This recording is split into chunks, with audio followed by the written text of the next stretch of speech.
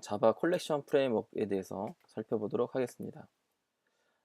이전에 제네릭과 어넌테이션을 설명할 때 제네릭은 컬렉션 프레임워크에서 주로 사용한다고 했는데요. 컬렉션 프레임워크는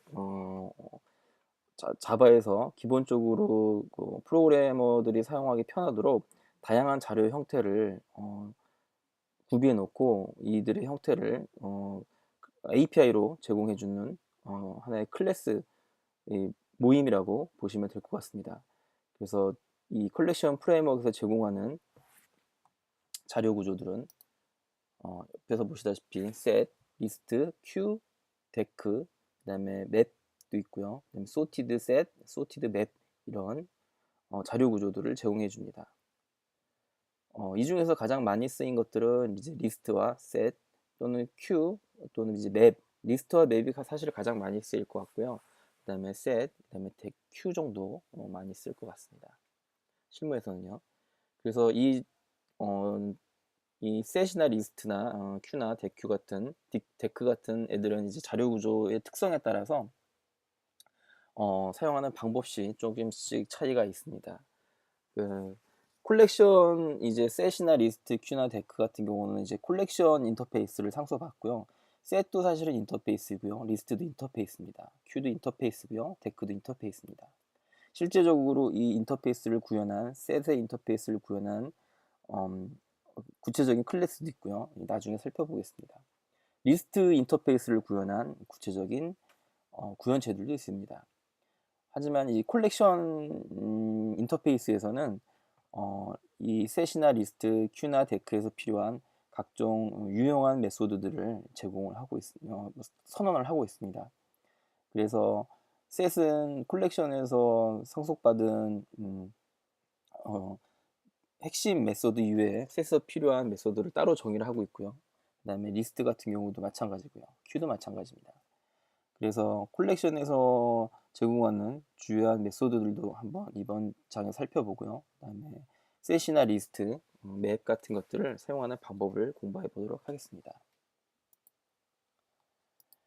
셋 인터페이스는 좀 특별한 인터페이스입니다. 그래서 특별하다기보다는 이제 리스트와 차이점이 자료를 중복해서 저장할 수 없는 하나의 목록이라고 볼 수 있습니다. 그래서 일련대로 자바의 어떤 배열처럼 어떤 목록 형태가 유지되는데 이 목록에는 유니크하게 값이 저장이 될 수 있겠죠. 그러니까 예를 들어서 이 배열은 배열인데 이렇게 생각하시면 될 것 같습니다. 배열은 배열인데 예를 들어서 값이 배열 안에 1이 두 개 들어갈 수 없다. 처음에 1이 들어가고 두 번째 1이 들어가면 두 번째는 아예 안 들어가는 그런 형태의 자료 구조라고 볼 수 있습니다. 배열과 또 셋의 차이점 또는 리스트의 차이점은 배열을 선언할 때는 미리 어느 정도 크기를 생성할 때 크기를 내가 10개 넣겠다, 100개 넣겠다를 생성하고 20개를 넣든 상관없고요. 그렇게 선언을 하지만 셋이나 리스트 같은 자료 구조는 배열의 크기를 미리 선언할 필요가 없습니다. 그래서 배열은 0에서 시작하다 크기를 이제 데이터를 아무것도 안 넣고 계속 어펜드해서 추가할 수 있고요. 중간에 데이터를 뺄 수 있고요. 그 다음에 중간에 데이터도 삽입할 수 있고요. 그 다음에 계속 애드할 수 있고요. 네, 그런 식의 자료 구조를 제공을 합니다. 그래서 셋은 중복을 불가한 자료 목록을 형태의 자료 구조라고 보시면 될 것 같고요. 주요한 클래스는 트리셋, 해시셋, 그 다음에 링크드 해시셋이 있습니다. 사용하는 방법은 이제 제네릭처럼 이제 타입으로 제네릭 안에다가 어떤 스트링이나 아니면 내가 담을 객체를 사전 정의해서 넣을 수 있고요. 주요 메소드로는 이제 add와 remove, set, get이 있습니다. 자, 그러면 일단은 이제 개념이 좀 약간 어려우실 수도 있으니까 이제 예제를 통해서 어떻게 사용하는지를 먼저를 살짝 살펴보고 그 다음에 진도를 나가도록 하겠습니다.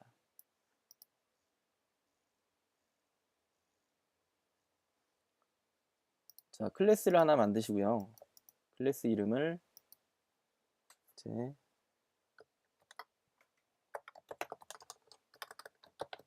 stop word example라고 하고 클래스를 선언하고 메인 메소드에다가 저희가 작업할 내용을 적겠습니다. string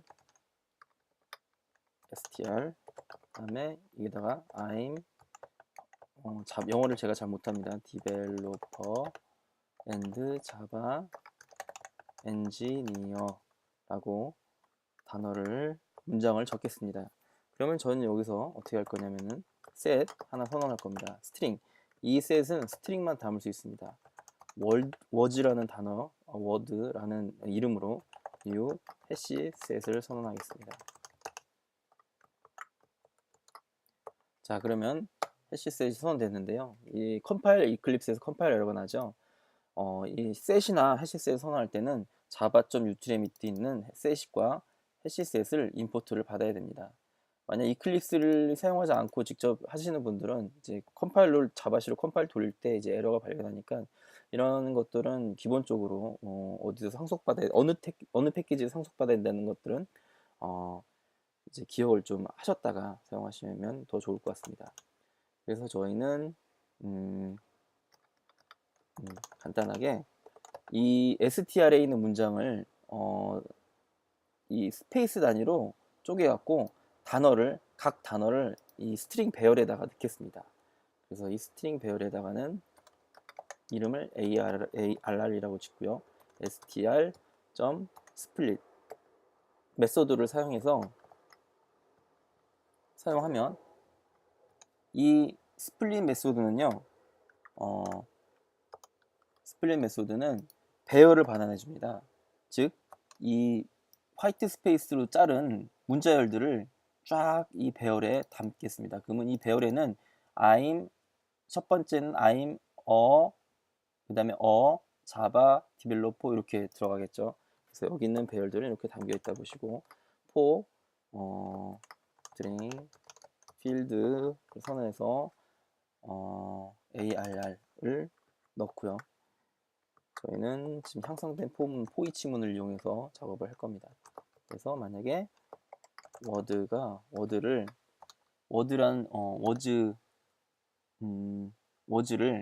was라는 set에 추가를 합니다. add 하는데 만약에 이 추가할 겁니다. 자, 그러면 필드를 추가할 겁니다. 근데 if문으로 감싼 이유가 여기서 add 함수 같은 경우는 중간에 중복된 값이 있으면 false를 리턴합니다. 그래서 false를 리턴하면은 이 고만 add를 할 수 있도록 하기 위해서 if문에다가 이렇게 걸었고요. 그래서 만약에 이 문장을 발견하게 되면 이 문장 if 안에 문장까지 오게 되면 이것은 이제 그 필드가 이제 중복이 되었다는 의미를 나타내죠. 그래서 이 필드는 is duplicated 라고 하겠습니다. 자, 그러면 이제 word이라는 set에 add를 통해서 필드가 이제 추가가 되는데 중복이 되면 이런 메소드를 호출을 하고 그 다음에 추가는 안 시키겠죠. 그러면 여기서 워드에 담겨 있는 요소가 어떻게 되어 있는지 한번 살펴보도록 하겠습니다. 이렇게 한번 쳐볼까요? 네. 자, 그러면 이제 실행을 한번 시켜보겠습니다. 네, 마찬가지로 자바가 듀플리케이트 됐다고 나오죠. 그럼 여기서 자바는 듀플리케이트 되었죠. 그리고 마지막에 이 set에 들어간 was라는 set에 들어간 내용을 봤더니 developer mi 잘라가지고 자바까지 해서 중복된 단어를 제외하고 모두 다 들어가 있는 걸 확인하실 수 있습니다. 자, 이렇게 어레이는 주로 set은 이렇게 사용을 하는 거고요. 이제 어떻게 사용하는지 대충 감을 잡으셨겠죠?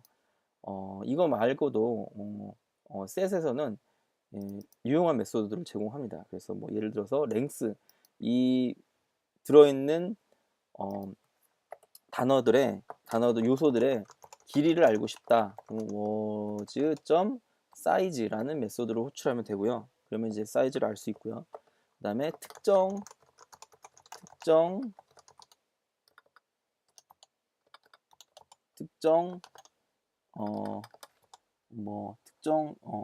단어를 제거하고 싶다. 그러면 remove 메소드로 호출하면 되고 예를 들어서 셋에 비었는지 안 비었는지 알고 싶으면 empty, is empty라는 메소드로 호출하시면 됩니다. 이렇게 셋에서는 이제 그 다양한 메소드들을 제공해주고 있고요. 사실 이 부분들은 좀 쓸 때마다 확인하셔서 사용하시는 것이 사용하시면 될 것 같습니다. 이렇게 방금 셋을 배웠고요. 리스트는 이제 중복 셋과는 다르게 이제 중복이 된 자료를 적용할 수 있습니다. 그래서 완전히 어떻게 보면 가변 배열이라고 볼 수도 있겠습니다. 현장에서 굉장히 많이 사용을 하는 형태 중에 하나고요. 뭐 어레이 리스트와 맵을 섞어서 사용할 수도 있고요. 어레이 리스트 또는 리스트 안에 어레이 리스트가 리스트 안에 맵이 들어가서 사용할 수도 있고요. 맵 안에 뭐 스트링이 들어가서 맵 안에 스트링이 들어가서 지정해서 사용할 수도 있고. 그래서 리스트는 중복이 허용된 자료형이다라고 보시면 될 것 같습니다. 사용 방법은 set과 동일합니다. 네, 근데 리스트에서 제공하는 메소드들이 뭐 getSet, 뭐 이런 indexof와 같은 메소드들이 있습니다. 그다음에 q 같은 경우는 선입 선출 구조의 자료 구조를 제공합니다. 그래서 주요한 클래스는 링크드 리스트. 링크드 리스트는 이제 어레이 리스트도 인터페이스도 구현하지만 q 인터페이스도 구현을 하고 있습니다. 그래서 엘리먼트로 뺄 수 있고요, add로 추가를 할 수 있고요, pick 또는 pull로 자료를 먼저 들어간 자료를 이렇게 뽑아낼 수도 있고요. 네. 뭐 그런 식의 메소드들을 제공을 합니다. 그래서 Q 같은 경우는 이제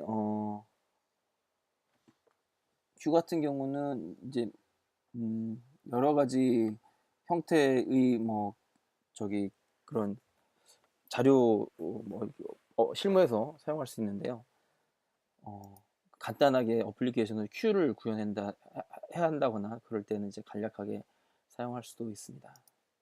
그래서 Q는 이제 엘리먼트 같은 경우는 이제 Q의 맨 앞에 요소를 반환하고 Q가 비어 있으면 엑셉션을 던지고, add는 Q 용량에 허용되는 한 인자의 요소를 계속 Q에 삽입하고요. 그다음에 오퍼도 Q에 계속 삽입을 합니다. 삽입을 하는 메소드고요. pick 같은 경우는 맨 앞에 있는 요소를 반환하는데, 그다음에 폴도 마찬가지로 Q의 맨 앞에 요소를 반환하는데 그 값을 삭제를 합니다. 삭제를 하고 반환합니다. 그리고 remove 같은 경우는 Q 앞에 요소를 삭제하고 그 옆을 반환하고 비어 있으면 엑셉션을 던집니다. 네. 근데 데크 같은 경우는 이제 한쪽에서는 입력이 되고 또 다른 한쪽에서는 출력이 되는, Q 같은 경우는 이제 한쪽에서만 입력이 되고 한쪽에서 이제 출력만 되는데, 데크 같은 경우는 양쪽에서 입출력이 모두 다 가능한 구조라고 보실 수 있을 것 같습니다. 그래서 데크만의 뭐 메소드들이 있는데 add first, add last, 그다음에 pull last, pull first, 앞뒤에서 뺄 수 있고 앞뒤에서 빼면서 지울 수 있고, 앞뒤로 추가할 수 있는 이런 메소드를 제공을 합니다. 다음에 이제 배울 메소드는 이제 그 실질은 맥 같은 경우는 이제 콜렉션 인터페이스 상속받은 건 아니지만 굉장히 많이 사용됩니다. 그래서 키와 값, 쌍으로 이루어졌습니다. 저희가 제네릭을 배울 때 맵 인터페이스 안에 제네릭으로 이제 공부를 했는데요. 그와 마찬가지로 구현이 되어 있습니다. 그래서 맵 인터페이스는 키와 값, 쌍으로 구현이 되어 있고, 그 안에는 이제 그 실질적인 구현체는 해시맵, 트리맵, 링크드, 해시맵 등이 있습니다. 그래서 맵 안에는 이제 값을 집어넣을 수 있게 put, 그다음에 get 값을 뽑아낼 수 있는 get 메소드, 그다음에 값을 지울 수 있는 remove 메소드, 맵 안에 요소들의 개수를 측정할 수 있는 사이즈란 메소드, 그다음에 맵 안에 있는 키들을 키 같은 경우는 이제 아시겠지만 키는 중복이 안 됩니다. 그래서 맵에 들어가 있는 키는 중복이 안 되기 때문에 이제 그 키들의 목록은 set으로 반환할 수 있거든요. 그래서 키 set을 메소드를 사용하면 set 형태로 키의 목록을 반환받을 수 있습니다. contain 키란 메소드를 통해서 키가 포함되어 있는지 안 포함되어 있는지를 확인할 수 있습니다. 그래서 맵도 실무에서 현장에서 굉장히 많이 사용되는 예제 중에 하나입니다. 그래서 간략하게 예제를 통해서 한번 어떻게 사용하는지를 살펴보도록 하겠습니다. 새로운 파일 하나 만드시고요. 맵 example이란 클래스로 만들겠습니다. 네, 맵을 선언할 때요. 네, 맵을 하나 선언하시고요. 스트링 키와 값의 스트링 두 개만 들어갈 수 있게끔 선언을 하겠습니다. new 해시 맵, 해시 맵으로 사용하겠습니다. 키와 값에는 모두 다 스트링만 집어넣을 수 있게 하겠습니다. 닫으시고, 마찬가지로 이것도 java.util에 있는 클래스들을 전부 다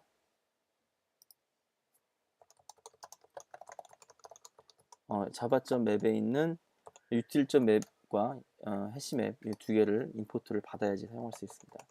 map.put에다가 앞서 이렇게 살펴봤던 예제로 제가 몇 번 설명을 드렸던 뭐 CPU 1.6, 1.5 map.put 에서 메모리는 2기가, 8기가. 네. 요즘 대부분 다 8기가죠.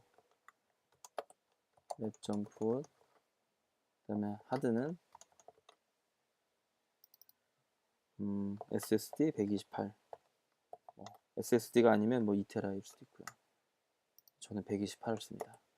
네, 이렇게 데이터를 집어넣을 수 있고요.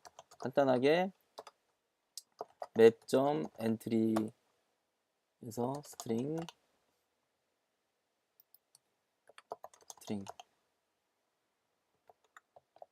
map.entry라는 걸로 하고 map.entry set entry set 이러면 맵에 있는 요소들이 전부 다 반환이 돼서 맵에 있는 entry라는 것은 맵의 하위 클래스입니다. 하위 클래스는 맵의 하나의 항목을 나타냅니다. 그래서 맵에 있는 하나의 항목을 a란 변수로 지정을 하고 이 map.entry 하면 map.entry로 요소를 반환해 줍니다. 그래서 이거를 출력을 해보겠습니다. a.getKey a.getValue 네, 이렇게 하면 맵에 있는 모든 요소가 반환이 되겠죠. 네, 출력을 해서 살펴보겠습니다. 저희가 집어넣었던 맵에 있는 요소들이 그대로 출력되는 것을 확인할 수 있습니다. 이렇게 사용하는 것 이외에도 뭐 예를 들어서 맵에서 바로 지금 저희는 요소들이 들어가 있는 걸 보기 위해서 map.entry를 이용했지만 주로 이제 키를 알고 있는 경우에는 키가 어떤 키가 맵에 있다라고 알고 있는 경우에는 CPU 이렇게 통해서 바로 다이렉트로 액세스가 가능합니다. CPU 하면 뭐 1.5가 나오겠죠. 살펴볼까요? 네, 1.5가 나왔죠. 그래서 키를 알고 있는 경우는 이렇게 바로 적용해서 사용할 수 있습니다. 그래서 맵은 이렇게 사용하고 뭐 다양한 메소드를 제공해 준다.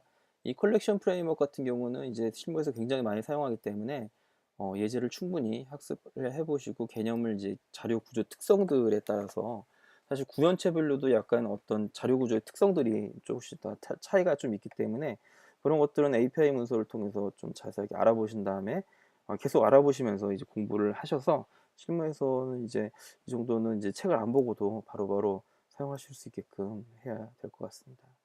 네, 그래서 특히 컬렉션 프레임워크 같은 경우는 실무에서 굉장히 많이 사용되기 때문에 철저하게 공부해 두시라고 강조를 해드리고 싶고요. 자, 이만 여기서 마치겠습니다. 감사합니다.